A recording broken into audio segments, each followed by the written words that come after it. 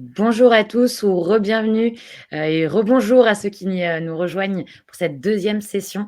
Donc, sur l'heure de 11 heures à midi, ça va être consacré à la société et aux entreprises individuelles. Donc, vous pourrez poser toutes vos questions à Laurent qui va se présenter dans une seconde. Vous allez pouvoir poser vos questions sur l'onglet questions. En attendant, n'hésitez pas à nous confirmer que tout fonctionne correctement sur l'onglet chat. Donc, vous êtes censé bien nous entendre, voir apparaître à l'écran la première slide de Laurent et vous êtes censés également nous voir tous les deux. Donc, pendant toute la session, vous pourrez nous envoyer vos questions. Laurent y répondra à la fin.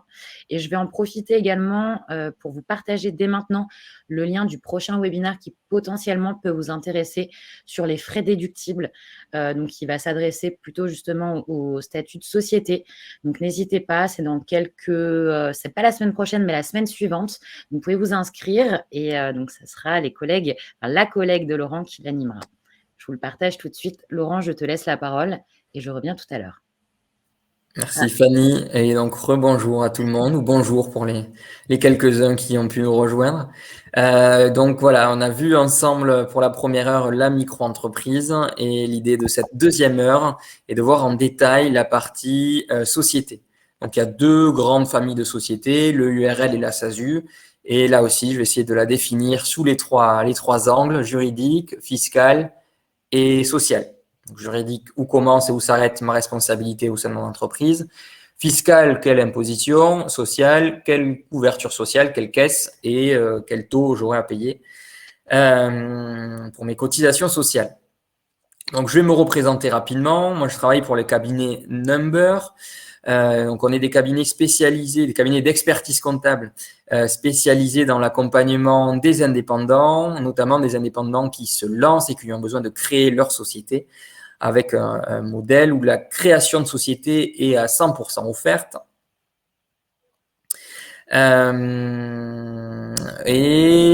Quoi d'autre? Oui, et on est présent partout en France, puisqu'on a des cabinets dans les grosses métropoles françaises. Moi, je suis présent, je suis de Paris, sur le cabinet de Paris. Mon accent peut laisser deviner que je suis d'ailleurs en France. Et puis sinon, on a des cabinets partout, à Lyon, Marseille, Lille, Nantes, Toulouse. Je ne vais pas vous faire toutes les villes de France, vous aurez compris.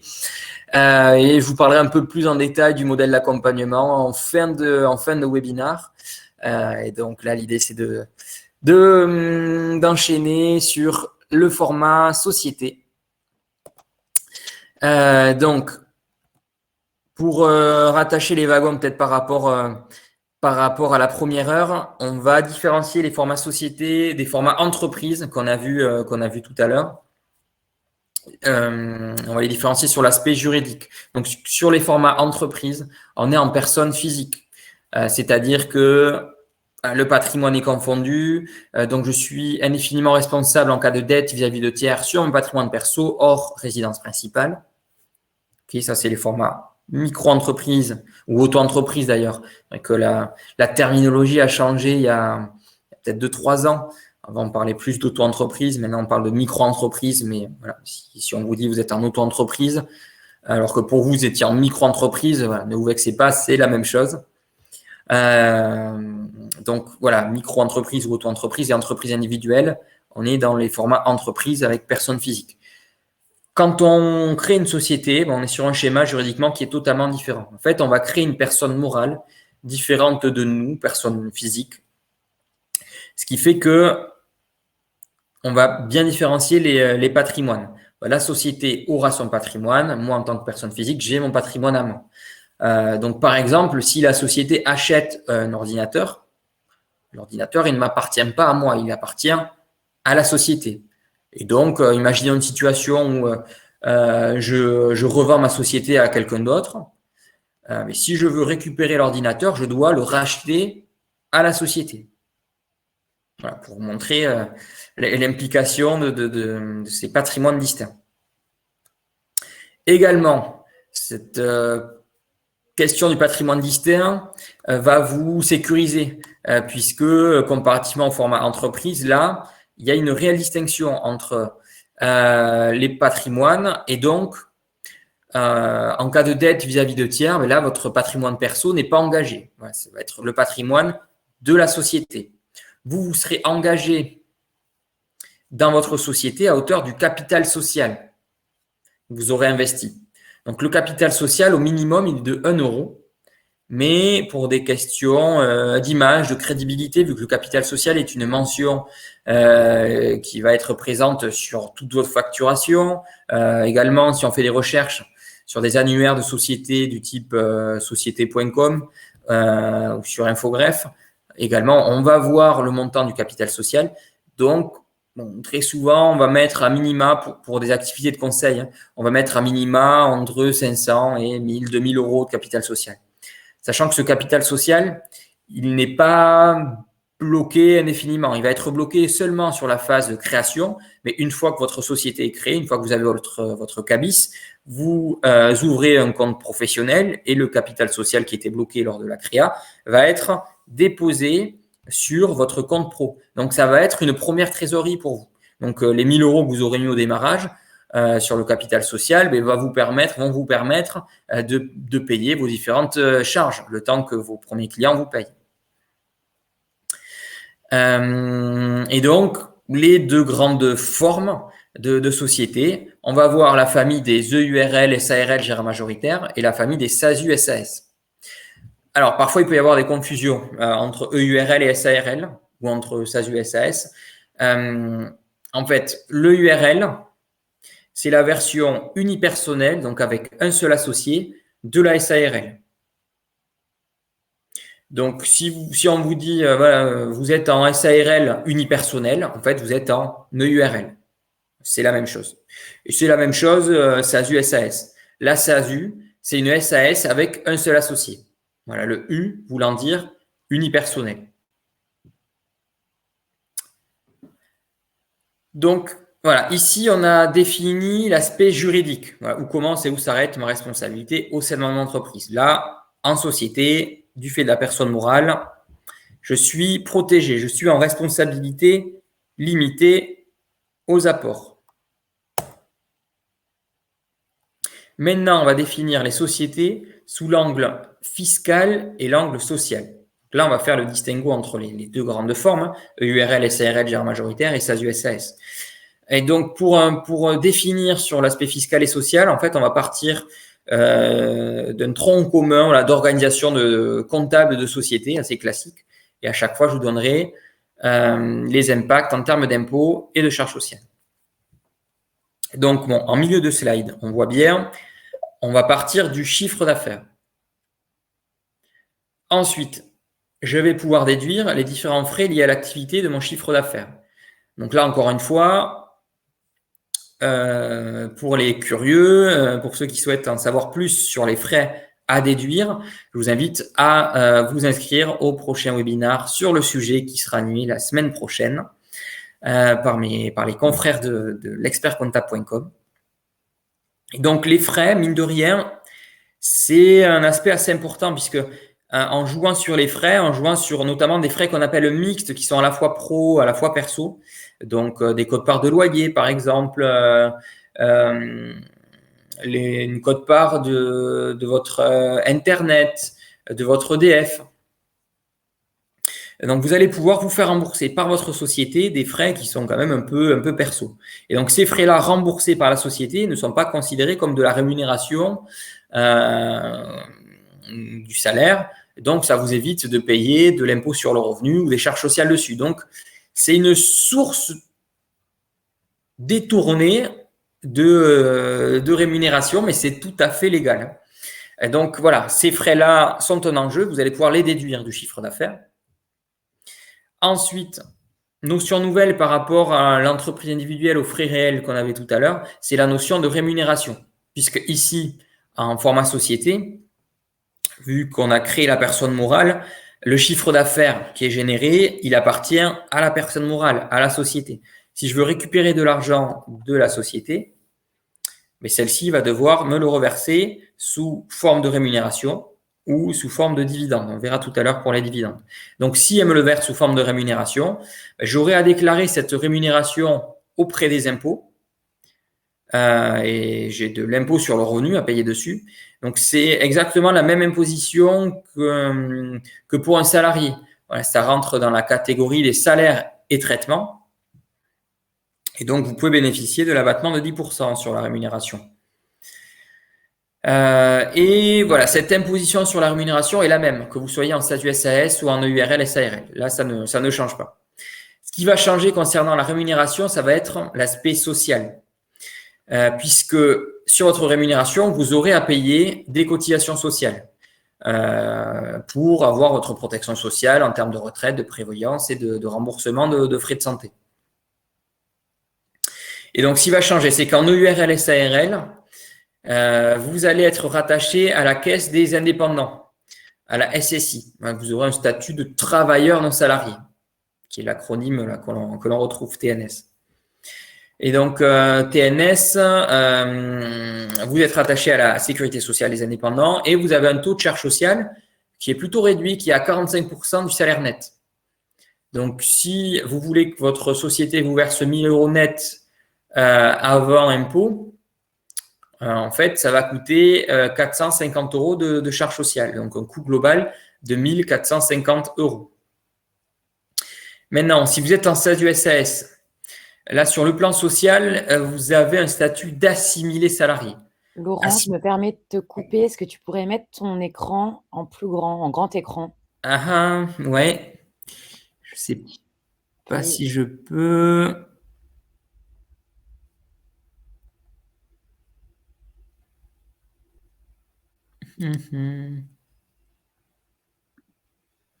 Là, ça change quelque chose ou pas? Non, je pense que ça a changé rien que pour moi.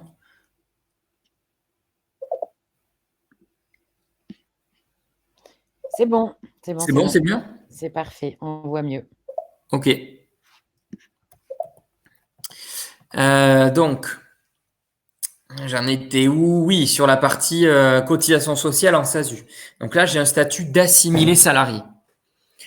Donc, assimilé salarié parce que ça va se rapprocher de la protection sociale d'un salarié cadre, en fait. Puisque en dehors de la partie chômage, ça, on l'a vu tout à l'heure, il y avait une question de poser sur le webinaire précédent, puisque sur les statuts d'indépendant, quand on a sa propre entreprise, on ne paie pas de cotisation chômage, donc voilà, on ne trouve pas de droit. Donc c'est le cas en SASU également, voilà, on ne paie pas de cotisation chômage, mais à part la partie chômage, sinon pour le reste, vous allez cotiser et avoir la même protection sociale qu'un salarié cadre. Et donc, vous serez au régime général et vous cotiserez à l'Agir Carco pour la partie retraite complémentaire. Et là, le taux de charge sociale est un peu plus élevé. Il va être de 75% du salaire net. Pourquoi les 75%? Parce que si je compare au 45, voilà, la différence est assez importante quand même. En fait, ça s'explique par la partie retraite. Voilà, puisque à l'Agir Carco, vous aurez une bien meilleure retraite que celle que vous aurez en cotisant à la sécurité sociale des indépendants.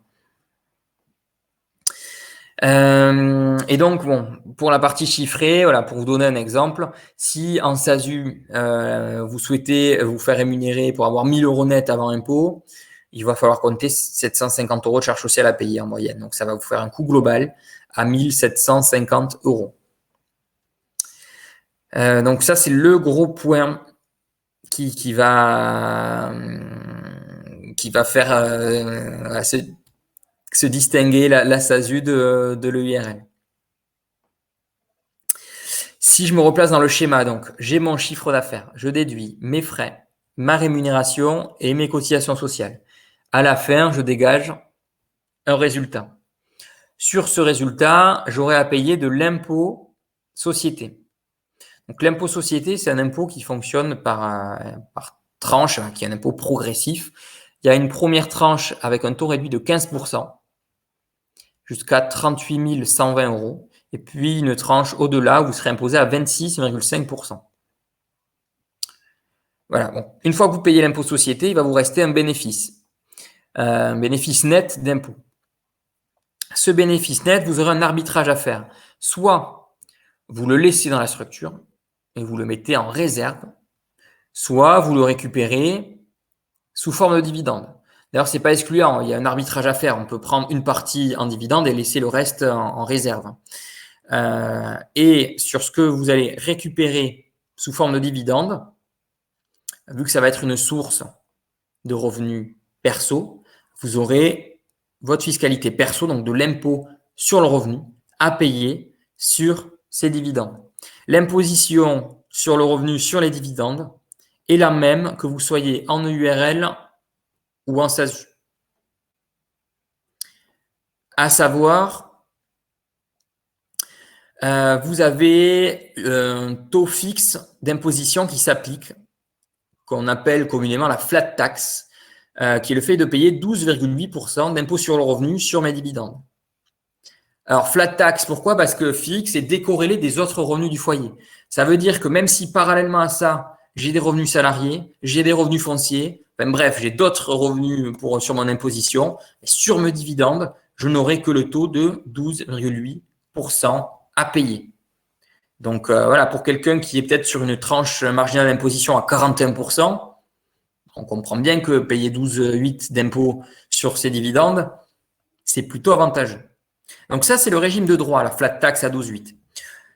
Après, sur option, il y a possibilité d'être imposé sur les taux du barème progressif de l'impôt sur le revenu qui s'appliqueront sur 60% des dividendes. Donc ça peut être intéressant pour les personnes qui seraient faiblement taxées. Voilà, vous avez peu de revenus à côté ou vous avez un foyer fiscal conséquent qui fait que vous n'avez pas d'imposition importante, ou vous avez fait des placements en Pinel ou un truc du genre et donc vous n'avez pas d'impôt ou très peu d'impôt à payer. Ben, vous pouvez décider d'être imposé selon le taux de votre barème progressif et sur la base de 60% de vos dividendes. Donc, cette option-là, mais c'est pas pour de suite, hein, ça va être au moment de votre déclaration d'impôt sur le revenu. Mais bon, sachez que ça existe pour plus tard.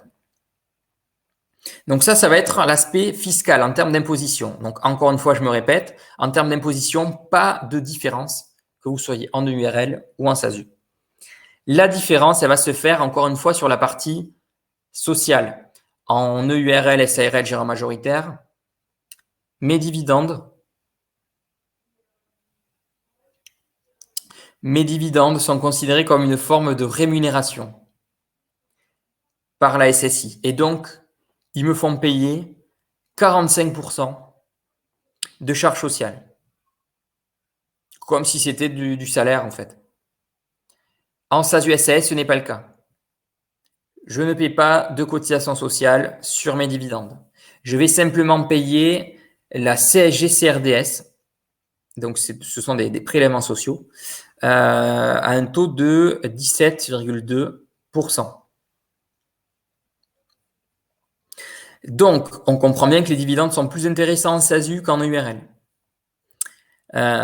Puisque, voilà, 30% en SASU, 17,2% de CSG-CRDS plus 12,8% d'impôt sur le revenu, alors qu'en EURL, ouais, c'est pratiquement 60%. C'est 12,8% d'impôt sur le revenu plus 45% de charges sociales. Donc voilà, après, bon, il y a d'autres arbitrages, puisque en EURL, l'arbitrage, la stratégie la plus fréquente, ça va être plutôt de maximiser sa rémunération. Vu qu'on a quand même les 45% à payer sur les dividendes, autant prendre l'argent en amont sous forme de rémunération pour baisser le résultat et donc baisser l'impôt société. Après, dans certaines situations où on a une imposition très élevée à l'impôt sur le revenu, ça peut valoir le coup de prendre des dividendes, même en étant en URL, pour jouer sur la flat tax et donc faire des économies d'impôt sur les revenus. Et donc, ces économies d'impôt sur le revenu vont compenser le paiement de l'impôt société. Donc là, c'est le rôle de l'expert comptable. Ça va être notre rôle de choisir le bon arbitrage en fonction de votre fiscalité perso entre rémunération et dividende pour payer le moins d'impôts possible. En SASU, bon, l'arbitrage va être un peu plus simple à faire. Hein. L'idée, ça va être d'essayer de maximiser les dividendes tout en garantissant un minimum de protection sociale. Hop là. Donc là, je vais présenter un peu plus dans le détail la partie sociale. Donc on l'a compris, c'est vraiment ce qui va distinguer les deux formes. Puisque sur l'aspect fiscalité, tout est pareil. J'ai de l'impôt à payer de l'impôt sur le revenu à payer sur la rémunération que la société va me verser et sur mes dividendes. Et j'ai de l'impôt société à payer sur mon résultat. Ça, c'est la même chose dans les deux formats. Ce qui va vraiment changer, c'est donc l'aspect social, puisque en EURL, SARL, j'ai un statut de travailleur non salarié, donc je suis affilié à la sécurité sociale des indépendants.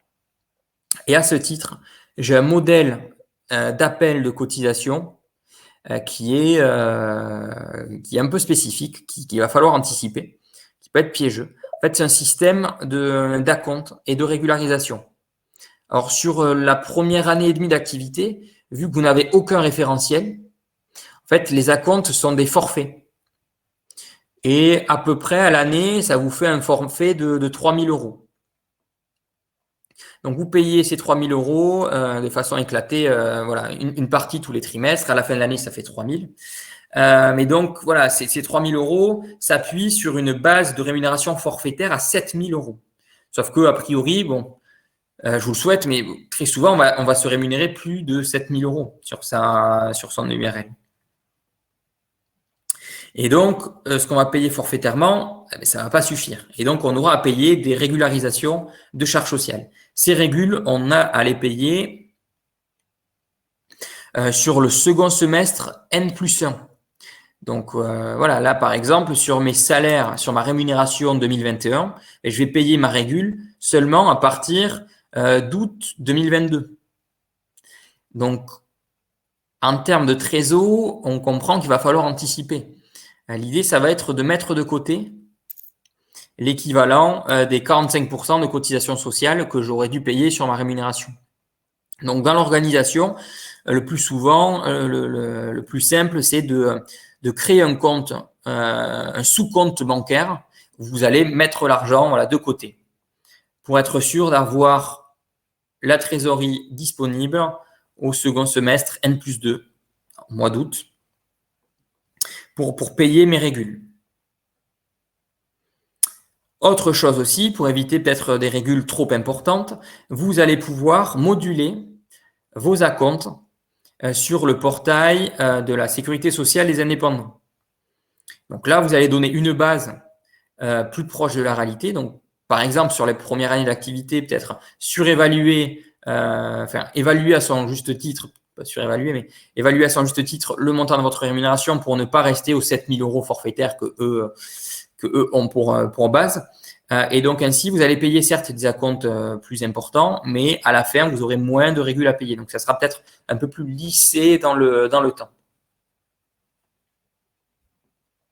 Donc, voilà, ça, c'est un système un peu particulier qu'on a simplement quand on est à la sécurité sociale des indépendants. Si je suis en SASU-SAS, assimilé salarié, ben là, j'ai le fonctionnement d'un salarié classique. Donc, je dois réaliser une fiche de paye tous les mois sur laquelle je vais déclarer ma rémunération, les charges sociales à payer. Et à la suite de ça, les cotisations sont payées tous les mois.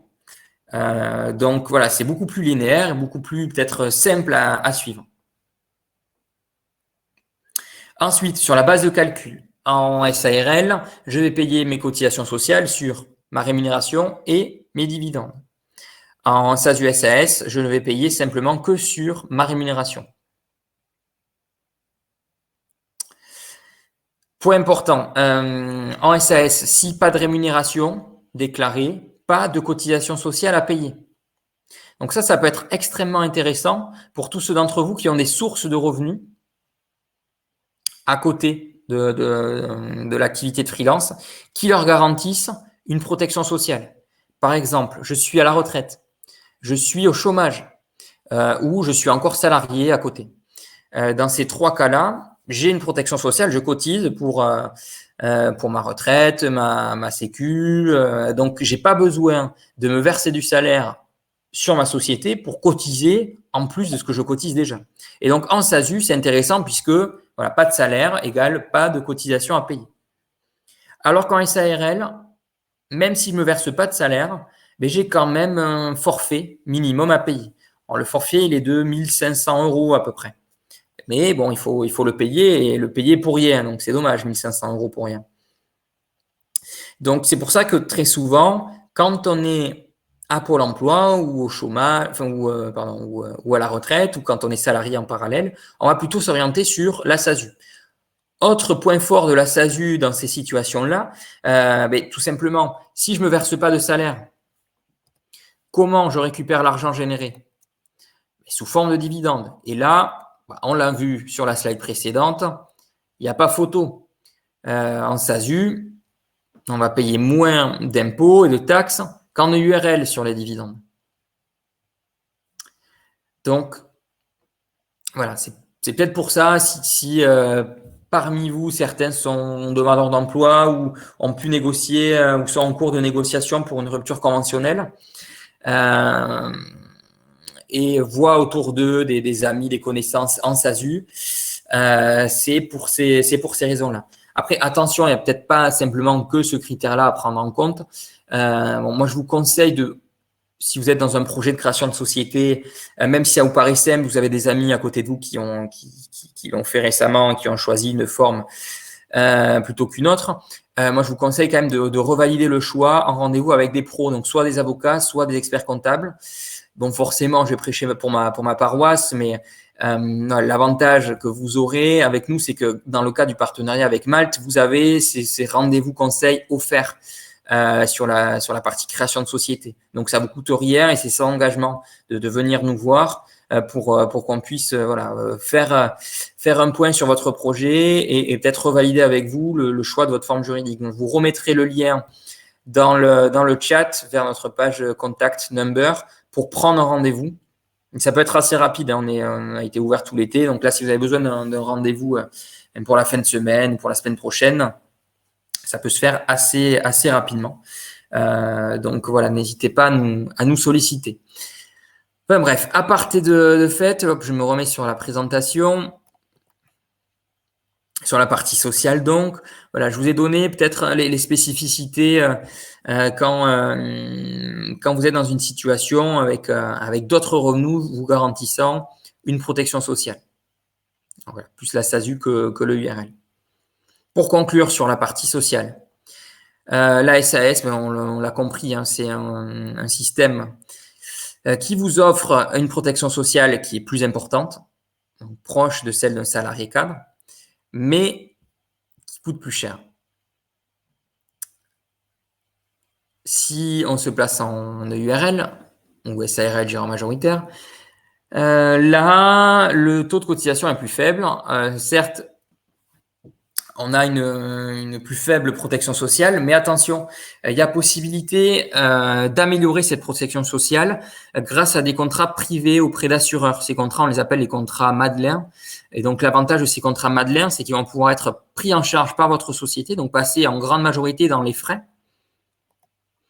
Et donc, ainsi, vous allez pouvoir vous constituer une protection sociale à la carte, choisir le contrat de mutuelle qui correspond à vos besoins, le contrat de retraite complémentaire qui correspond à ce que vous souhaitez en termes d'objectifs de montant de retraite. Et donc, voilà, le gros avantage, c'est ça, c'est de pouvoir le faire prendre en charge par votre structure, par la société directement. Petit bémol sur l'aspect complémentaire. Pour les contrats de prévoyance complémentaire, attention, quand ils se font Madeleine auprès d'assureurs privés, ils vont se faire suite à un questionnaire de santé. Donc, si vous avez des antécédents de santé lourds, les assureurs vont soit vous faire payer très cher le contrat de prévoyance, soit carrément, ils ne vont pas accepter de vous couvrir. Donc, si vous êtes dans une situation comme celle-ci, là, il vaut mieux ne pas prendre le risque et créer une SASU directement. Parce que la SASU, certes, vous payez plus cher votre protection sociale, mais là, c'est McDo, quoi. C'est venez comme vous êtes, il n'y a pas de discrimination à l'entrée. Donc, pas de souci. Donc, c'est vraiment le point important peut-être en EURL. Voilà, certes, vous avez un taux de cotisation plus faible, mais attention si vous avez des besoins en protection qui sont importants. Donc là, ça vous montre peut-être la complexité du choix de la forme, parce que certes, il y a l'aspect fiscal qui prend une bonne partie de l'équation, mais aussi il y a le niveau de protection sociale requis. Et c'est peut-être même le sujet le plus important, à ne vraiment pas galvauder. Donc voilà, c'est encore une fois une des questions que l'on va aborder en rendez-vous conseil, nous, si on vous reçoit ou si on fait une visio pour discuter de tout cela. Alors, pour conclure une bonne fois pour toutes sur la partie sociale, les avantages et les inconvénients. Donc, les avantages en URL et SARL, c'est le taux de cotisation qui est plutôt faible et c'est la flexibilité que l'on a pour moduler sa rémunération, son salaire. En fait, vu qu'on ne fige pas son salaire sur une fiche de paye tous les mois, parce qu'on a juste une déclaration annuelle à faire, qui se fait en même temps que la déclaration d'impôt sur le revenu d'ailleurs maintenant. C'est une seule et même déclaration, c'est au moment de la déclaration d'impôt sur le revenu. Enfin bref, vu que voilà, il y a rien n'est figé tous les mois. Potentiellement, on a jusqu'à la déclaration d'impôt pour moduler, pour changer, même rétroactivement certains salaires par des jeux d'écriture comptable. On a une flexibilité plus grande. Voilà. Alors qu'en SASU, voilà, tous les mois, on a fait sa fiche de paye. Et une fois qu'on a déclaré sa fiche de paye, c'est compliqué de revenir en arrière. Voilà. Par contre, on peut faire varier même en SASU tous les mois le montant de sa fiche de paye. On peut très bien décider un mois de se verser 1 000 € et de déclarer 1 000 €, le mois suivant 3 000, le mois d'après retomber à 1 000. On est quand même libre de faire moduler sa rémunération. Par contre, voilà, une fois que c'est figé sur la fiche de paye, derrière, on ne peut pas revenir dessus. Alors c'est compliqué et ça génère des pénalités et des complications auprès de l'URSSAF. Donc, plutôt déconseillé. Alors que voilà, en URL, une déclaration annuelle, donc on peut prendre plusieurs virements dans le même mois, même moduler rétroactivement au moment du bilan le montant de sa rémunération.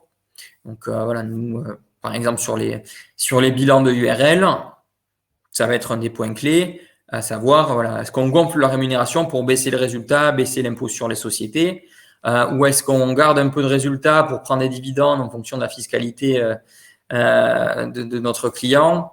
C'est ces arbitrages-là qu'on sera amené à faire. Et le URL permet de le faire de façon peut-être plus simple. Point positif en SASU-SAS, c'est un régime qui est plus proche de la protection sociale que l'on a quand on est salarié cadre. Et autre point fort, c'est le traitement des dividendes. On a simplement nos 30% à payer. Point négatif, la couverture sociale est moins avantageuse en EURL SARL, mais bon, à contrebalancer avec les dispositifs Madeleine qui vous permettent d'avoir une protection sociale à la carte. Et puis, autre point négatif, les cotisations minimales à payer même s'il n'y a pas de rémunération, ce qu'on n'a pas en SASU-SAS. Point négatif en SASU-SAS, c'est le fort taux de cotisation sociale. Très souvent, ce qu'on remarque, nous, c'est que s'il n'y a pas de problématique liée à la couverture santé, on va plutôt, si on n'a pas d'autres revenus annexes garantissant une protection sociale, on va plutôt s'orienter vers le URL. Voilà, pour avoir le taux de charge sociale le plus faible possible. Par contre, si la protection sociale est un sujet ou si on a des revenus complémentaires qui garantissent une protection sociale, mais là, on va plutôt avoir tendance à privilégier la SASU et la maximisation des dividendes. Donc voilà pour cette partie société qui a été très très complète. J'ai été pas mal dans le détail. Ça a pu peut-être aider certains à mieux appréhender le sujet, les différentes choses à payer et également les critères à prendre en compte pour le choix de la forme juridique. Donc encore une fois, comme sur le webinaire précédent, posez toutes vos questions sur l'onglet questions. Donc voilà, à côté du chat, le petit onglet questions. On va y revenir avec Fanny. Moi, en attendant, peut-être que vous déposiez vos questions sur l'onglet, je vais reparler de l'accompagnement Number assez rapidement et je vous mettrai le lien vers la page contact pour des prises de rendez-vous éventuelles. Alors, l'accompagnement Number, j'en parlais en introduction, va démarrer dès la phase de la création de votre société. On va vous accompagner sur le choix de la forme juridique, donc sur ce fameux rendez-vous conseil gratuit. Derrière, si ça match entre nous, on va vous accompagner sur toutes les démarches administratives jusqu'au CABIS. Donc, on rédige vos statuts, on vous fait déposer le capital social auprès d'un notaire. Derrière, on constitue le dossier de créa pour le greffe. On vous le fait signer par signature électronique. On envoie le tout en démat administration. Et là, il faut attendre une semaine, le temps d'avoir le cabis. Donc, tout ça, on le fait gratuitement et on le fait en prenant en charge également les frais de greffe et d'annonce légale. Donc, vraiment, la création de la société vous coûte 0 €. Ce qui est rare, une création de société. Alors, si on passe par des avocats, là, on peut aller de 500 à 1000, 2000 € pour une création de société. Après, il y a des legal tech qui peuvent s'en occuper aussi aujourd'hui ou qui vous font faire quand même une partie du travail, l'envoi des documents et certaines choses. Et là, vous avez quand même souvent en moyenne 200, 300 € à payer. Voilà, nous, on a un modèle du fait de notre spécialisation. On a un modèle qui nous permet de faire des créations de société gratuitement. Et bon, bien sûr, une fois la société créée, on va vous accompagner sur toutes les obligations fiscales et sociales de votre structure, donc la TVA, la CFE, le bilan de fin d'année, l'envoi des liasses aux impôts, enfin bref, toutes les obligations fiscales obligatoires. Et sur l'aspect social, on fait les fiches de paye si vous êtes en SASU. Et pour la déclaration d'impôt sur le revenu, on vous donne toutes les cases et tous les montants à compléter pour votre déclaration d'impôt sur le revenu. Et donc tout ça, on va le faire sur un modèle d'accompagnement hybride, donc qui s'appuie sur les applications de Time. Donc là, il y a 2 applications. Time Invoice permet de gérer votre facturation client, d'avoir le visuel et le suivi en temps réel de ce que vous avez fait comme devis, transformer les devis en factures et suivre client par client qui a été facturé, qui a payé et le montant à relancer. Time Account lui permet de gérer ses notes de frais. Donc, vous avez la visibilité sur tous les frais professionnels, sur également les notes de frais que vous avez pu engendrer. Également, le point fort, c'est de pouvoir prendre en photo ces justificatifs depuis l'application et ainsi donner une valeur probante au justificatif, ce qui signifie que même si vous avez perdu le justificatif papier, mais grâce à la valeur probante, grâce à la photo depuis l'appli, voilà, cela fait foi en cas de contrôle des impôts. Et puis, sur Time Account, vous allez pouvoir synchroniser votre compte Time Business. Time Business, c'est un compte professionnel qu'on met à disposition de nos clients qui ne coûte rien, voilà, qui est directement inclus dans l'accompagnement. Donc, ça joue le rôle d'un compte pro. Donc, là aussi, ça vous fait l'économie d'un compte pro à l'année. Donc, c'est à peu près un compte professionnel. En moyenne, c'est entre 15 et 30 €, 30-40 € par mois. Donc voilà, grâce à Time Business, vous faites cette économie-là et autre chose, grâce à l'imbrication de Time Business et de l'application Time Accounts, vous avez des systèmes de notification plutôt sympas pour gérer les virements de vos salaires assez rapidement. Et puis pareillement pour gérer le remboursement de vos notes de frais. Par un système de notification, ça se fait assez simplement. Pareil pour tout ce qui est paiement de la part de vos clients. Voilà, c'est synchronisé au compte pro. Donc, il y a les éléments du compte professionnel qui sont directement sur votre facturation pour vous faire payer plus simplement de la part de vos clients. Enfin bref, tout ça pour vous expliquer que la suite des applications de Time permet d'avoir un package complet de tout ce dont vous avez besoin pour la gestion de votre entreprise. Et nous, en tant que cabinet d'expertise comptable, ça nous aide pour récupérer toute l'information nécessaire à la tenue de vos comptes. Donc, ça vous fait gagner du temps puisque vous n'aurez pas à nous envoyer vos différentes facturettes tous les mois, à nous faire des fichiers Excel récap. Voilà, tout se fait depuis l'appli et de façon dématérialisée. Et donc, cette partie dématérialisée grâce aux applications, c'est simplement une partie de l'accompagnement. L'autre partie de l'accompagnement, c'est un accompagnement humain. Vous aurez un interlocuteur dédié, un conseiller disponible par mail, par téléphone, en rendez-vous physique pour traiter de toutes les questions que vous allez avoir dans la gestion de votre société. Et puis, également, on est proactif pour vous faire optimiser au mieux vos frais, pour trouver le bon équilibre rémunération dividende. Donc, voilà, on est un vrai pilier sur lequel vous allez pouvoir vous appuyer. Et l'avantage, c'est que vous aurez un interlocuteur qui vous connaît et avec qui vous aurez l'habitude de traiter. Donc voilà, si vous voulez en savoir plus sur notre modèle d'accompagnement, nos prix, ou si vous voulez simplement avoir ce rendez-vous conseil gratuit et sans engagement, je vous mets le lien dans le chat vers notre page contact. Hop là. Donc encore une fois, dites bien que vous venez de la part de Malte pour pouvoir bénéficier des 2 mois offerts. Hop là, il faut que je retrouve le chat.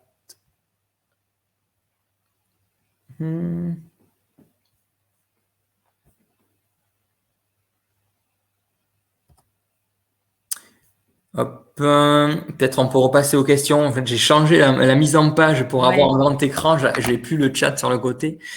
Alors du coup, il y a eu peu de questions, donc je pense que ta présentation était extrêmement claire. Alors, il y avait une question de Bilal. Quand est-ce qu'on peut verser des dividendes quand on a une SASU? Alors, les dividendes, quand on a une SASU, en fait, il faut avoir un premier résultat distribuable. Donc, il faut avoir au moins une première clôture comptable avec un résultat, avec un bénéfice net. Voilà. Une fois que vous avez ce premier bénéfice net, vous allez pouvoir le distribuer en dividende. Si ce bénéfice net, dans un premier temps, vous ne le versez pas en dividende, vous le mettez en réserve, mais c'est pas perdu pour la suite. Vous allez pouvoir prendre des dividendes sur ces réserves-là plus tard. Donc voilà, en gros, on peut se verser des dividendes si on a un bénéfice net ou si on a des réserves des années antérieures. Après, bon, pour nuancer mon propos, il y a possibilité, c'est possible, mais c'est coûteux, de se verser des dividendes alors qu'on n'a pas encore de premier exercice. Mais il faut faire en gros une espèce de clôture anticipée qui nécessite l'intervention d'un commissaire aux comptes. Enfin, c'est très très lourd et c'est assez cher pour pas grand-chose au final. Donc bon, si votre ambition, c'est de vous verser des dividendes assez rapidement, peut-être l'idée, ça va être de jouer sur la première date de clôture et de trouver une date de clôture assez proche. Par exemple, là, si vous créez au mois de septembre, peut-être de faire une date de clôture au 31 décembre 2021 pour avoir juste un premier exercice de 3 mois et se verser des dividendes assez rapidement. Mais bon, pour ça, il faut quand même avoir fait du chiffre entre septembre et décembre. Merci Laurent. Alors, on a 2 autres questions. Est-ce que le seuil de 38 000 € 120 peut être à l'impôt sur la société 15% ou 26%? Est un seuil sur les… Alors, pardon, la question est formulée… Ouais, peut-être je vais reprendre l'impôt sur le revenu, l'impôt sur les sociétés. C'était la slide. Alors, hop. En gros, l'impôt société, c'est un impôt progressif. Donc, c'est exactement le même fonctionnement que l'impôt sur le revenu. Et sauf que là, il y a beaucoup moins de tranches, parce qu'il y a seulement 2 tranches. Il y a une tranche à 15% pour le résultat entre 0 et 38 120 €. Et au-delà des 38 120 €, ce qui va être au-dessus de ça, ça sera imposé à 26,5. Donc, mettons, moi, j'ai 40 000 € de résultats imposables. Ben, je vais avoir 38 120 imposés à 15%. Et puis, entre 38 120 et 40 000, je serai imposé à 26,5. Après, attention, pour obtenir les 15%, il faut avoir entièrement libéré son capital social. Bon, ce qui est généralement le cas quand on crée une société dans le conseil avec un montant de capital social qui est pas super élevé. Généralement, libérer le capital, c'est-à-dire déposer le capital dans son entièreté au démarrage. Donc voilà, si je décide de mettre 1 000 € de capital social, il faut avoir déposé 1 000 € au démarrage sur le compte de dépôt de capital social. Voilà. Merci Laurent. Alors, une deuxième question de Guy qui demande est-ce qu'il faut se créer un compte bancaire pro avant de créer une SASU? Est-ce que c'est obligatoire? Alors, c'est pas avant, c'est après la création. Mais oui, vous êtes dans l'obligation d'avoir un compte professionnel si vous êtes sur un format société. Et en gros, pour vous donner la timeline, donc, je vais peut-être revenir là, sur la slide de fin. Hop. Donc, sur la timeline, ici, sur la partie dépôt de capital, en fait, il y a 2 écoles.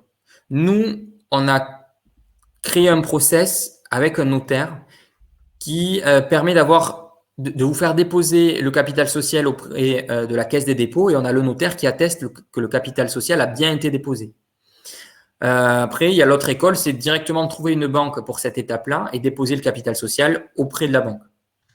Après, la banque fait l'attestation et on peut continuer la phase de CRIA. Et donc, nous, l'avantage avec le notaire, c'est qu'on n'est pas tributaire des banques et donc on arrive à avoir une attestation assez rapidement. Donc, concernant la banque, soit vous pouvez la trouver sur cette étape-là, soit si vous utilisez le notaire pour l'attestation, donc si vous passez par nous pour la créer en tout cas, la banque, ça sera à la fin. Une fois que vous avez le CABIS, là, vous aurez à créer un compte bancaire professionnel. Et encore une fois, nous, l'avantage, c'est que grâce à Time Business, en fait, le compte pro, vous l'avez et ça ne vous coûte rien dès le démarrage. Donc voilà, c'est assez fluide. Vous n'avez pratiquement pas à faire de démarche pour le compte professionnel. Alors, il y a Aline qui nous demande, est-ce que le versement de dividendes, c'est compatible avec la perception d'allocation chômage pendant 2 ans? Très bonne question. Très bonne question. Alors, c'est plutôt touchy dans le sens où, normalement, en SASU, parce qu'en EURL, vu qu'on paie des cotisations sociales, si on se verse des dividendes en EURL, pour Pôle emploi, c'est du salaire, voilà, vu qu'on paie des cotisations sociales dessus.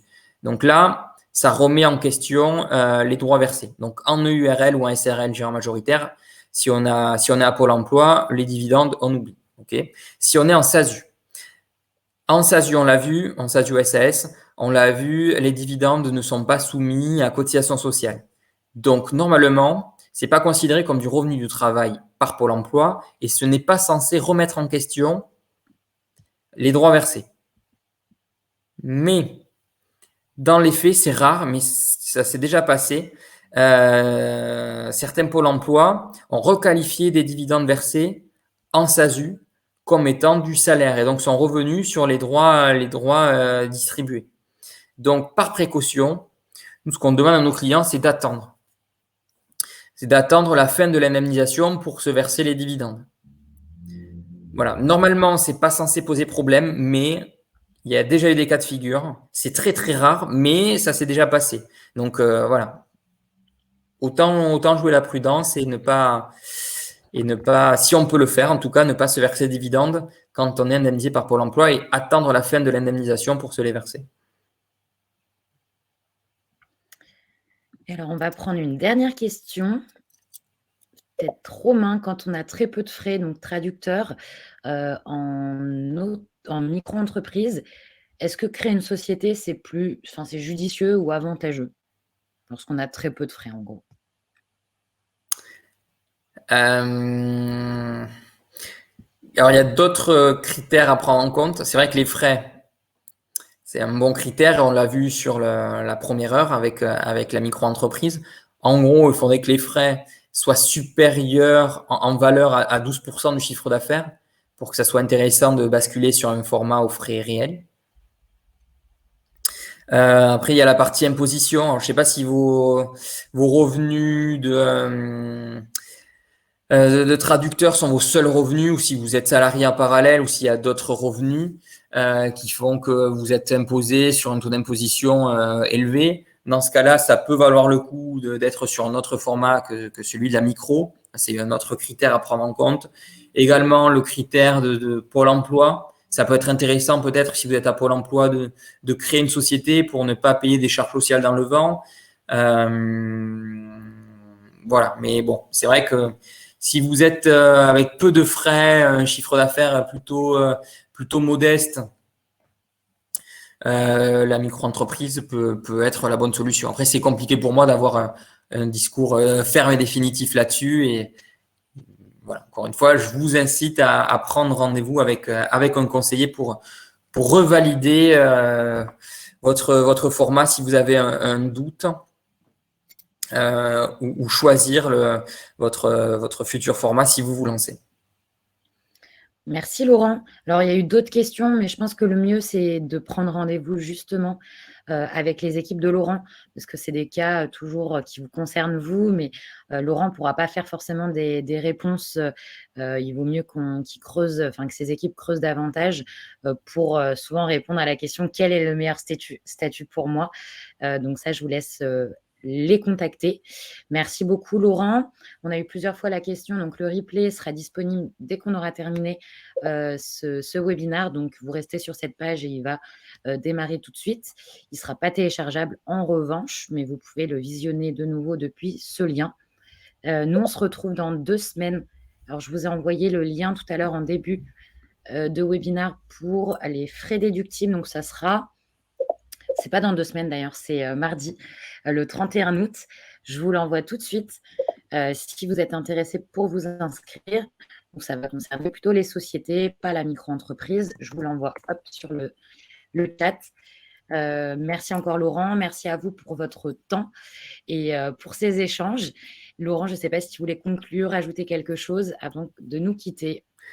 Non, rien à rajouter. Je souhaite une bonne rentrée à tout le monde et peut-être à très vite pour de prochains webinaires ou chez Number. Tout à fait. Bonne rentrée à tous et puis bonne fin de semaine. À bientôt. Merci Fanny, au revoir à tous. Merci à toi, au revoir.